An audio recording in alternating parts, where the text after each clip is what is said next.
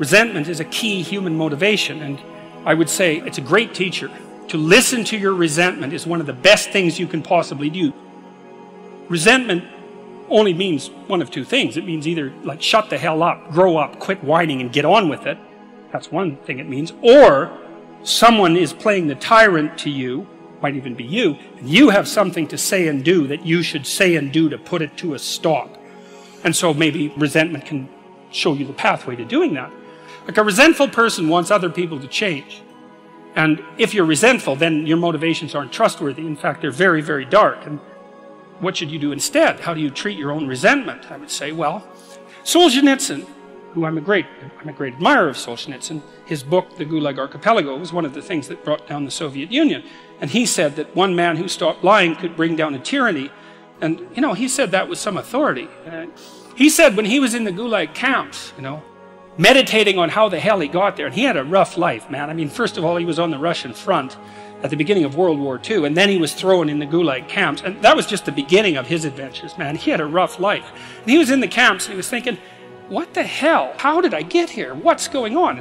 I mean, he had Hitler and Stalin to blame, right? So if you need someone to blame, man, Hitler and Stalin, that's great. But that isn't what he did. He said he meditated for a while once he realized that he might have something to do with, in some strange way, with the way things turned out for him. And he said he went over his life with a fine-tooth comb in his memory. He thought, okay, where did I go wrong? But by my own judgment, when there was a path in front of me, when did I take the path that I knew I shouldn't take? Because you all know that, right? You know. Sometimes you don't know if what you're doing is good or if it's bad. It's just ignorance. You just don't know. But sometimes you bloody well know, and you do the thing you know you shouldn't do anyways. That happens a lot. And why do you do that? Spite is part of it. Stupidity. There's all sorts of reasons, but you certainly know you do it.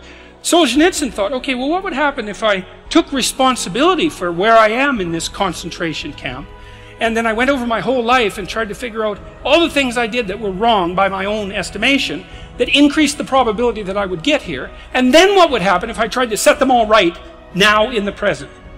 And that's why he wrote the Gulag Archipelago. And one of the consequences of that, as I said, was it sped the dissolution of the Soviet Empire. So, hey, that's not bad, eh? Like, you make a real confession, you really repent, you do your penance, which is writing this book, and you completely change the geopolitical landscape of the world. It's like, and that's worth thinking about, because it's not only Solzhenitsyn who did that. Nelson Mandela did something quite similar.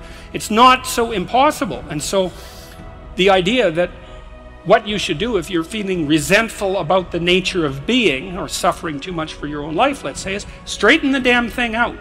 Like, seriously, try it for a year even. Try it for a week. Try not doing the things you know you shouldn't do. Try not saying the things you know to be false. And just watch what happens. You might as well give it a shot, right? Because you say, well, I'm all in for a year. You know, I'm going to do things right. And then I'll just stand back and I kind of watch how things unfold. And maybe I'll reconsider at the end of that year. It's like, try it. Try it. I mean, I would say I've had thousands of letters now from people who are saying, hey, I tried that, you know, and hey, you know, it worked. I read this great line in a T.S. Eliot play called The Cocktail Party. And in it, this woman comes up to a psychiatrist and she says, you know, I'm having a really rough time of it. I'm suffering badly. My life is not going well. And then she says, I hope that there's something wrong with me.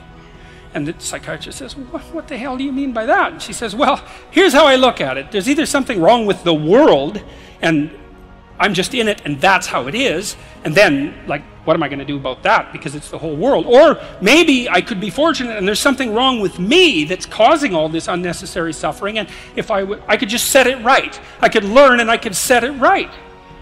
And so, well, I've been thinking about that for a very long time, and I think, well, if your life isn't going the way it is, you know, you can find someone else to blame, which is pretty convenient for you, and also relatively easy, or you could think, okay, I don't like life. I don't like the way my life is unfolding. Maybe I don't like life in general because it's tragic and tainted with evil. How do I know if my judgment is accurate? And the question is, well, have I really done everything I possibly could to set my life straight? Because maybe I shouldn't be judging it its quality, or the quality of life itself, or being itself for that matter, if I haven't done everything I possibly could to set my life straight? Well, so there's a task. The humility element is, it took me a long time to understand why there's religious injunctions supporting humility, to even understand what the word really meant in that sort of technical sense. And it means something like this. It means what you don't know is more important than what you know. Then what you don't know can start to be your friend, you see. People are very defensive about what they know. But the thing is, you don't know enough. And you can tell you don't know enough because your life is not what it could be, and neither is the life of the people around you. You just don't know enough. And so what that means is that every time you encounter some evidence that you're ignorant, someone points it out, you should be happy about that, because you think, oh, you just told me how I'm wrong. It's like, great. Like maybe I had to sift through a lot of nonsense to get through the real message that you're telling me. But if you could actually tell me some way that I'm wrong, and then maybe give me a hint about how to not be wrong like that, well, then I wouldn't have to be wrong like that anymore. That would be a good thing. And you can embark on that adventure by listening to people. And if you listen to people, they will tell you, they'll tell you amazing things if you listen to them. And many of those things are little tools that you can put in your toolkit, like Batman. And then you can go out into the world and use those tools, and you don't have to fall blindly into a pit quite as often. And so the humility element is, well, do you want to be right, or do you want to be learning? And it's deeper than that. It's, do you want to be the tyrannical king who's already got everything figured out?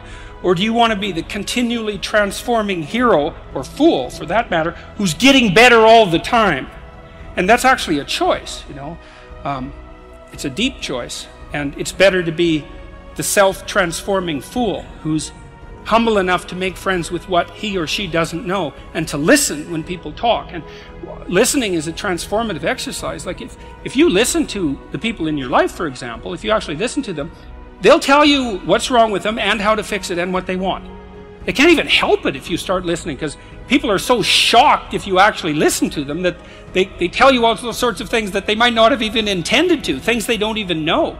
And then you can work with that. And the other thing that's so interesting, you know, now and then you have a meaningful conversation, right? You have a good conversation with somebody, you walk away and you think, geez, you know, we really connected, and I know more than I did when I came away from that conversation. And during the conversation, you're really engrossed in it. And that feeling of being engrossed is a feeling of meaning. And the feeling of meaning is engendered because you're having a transformative conversation. So your brain produces that feeling of meaning for you. It says, oh yeah, this is exactly where you should be, right here and now. It's the right place and time for you. And that's a great place to occupy. And so a good conversation where people are listening has exactly that nature. And the reason it has that nature is because it is in fact transformative. It's one of the truisms of clinical psychology. Like if you're a clinical psychologist, a huge part of what you do is just listen to people. It's like, you know, they come in, they're unhappy, and they'd rather not be, something like that. You say, well, why do you think you might be unhappy? And they don't know. They have some ideas, and they may have to ramble around for like a year before they figure out why they're unhappy. They get rid of a bunch of reasons why they thought they were unhappy that are untrue, and then you kind of get to the heart of the problem. And then you might ask them, well, if you could have what you wanted so that your life would be okay, what would that look like? Then they have to ramble around a bunch about that because they don't really know. But the listening will straighten them out, because people think by talking. And in order to think, you have to have someone to listen, because it's very hard to think. Hardly anyone can think. And even the people who can think can only think about a limited number of things. But almost everybody can talk.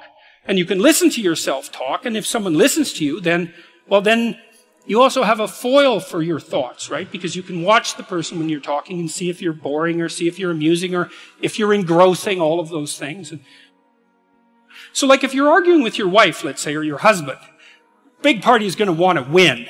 That's stupid, because you don't want that. You want to defeat your wife in an argument. Oh, well, great. Like if she was going to disappear tomorrow, no problem. But like you're going to like live with defeated, miserable her for the next week? That's no good. So you listen and you think, okay, well, here's what I think you said, and maybe even make it a little stronger and more elaborated than was the case with the original utterance, so that you get the damn argument right. And because you don't want to win, you want to fix the problem. That's the winning.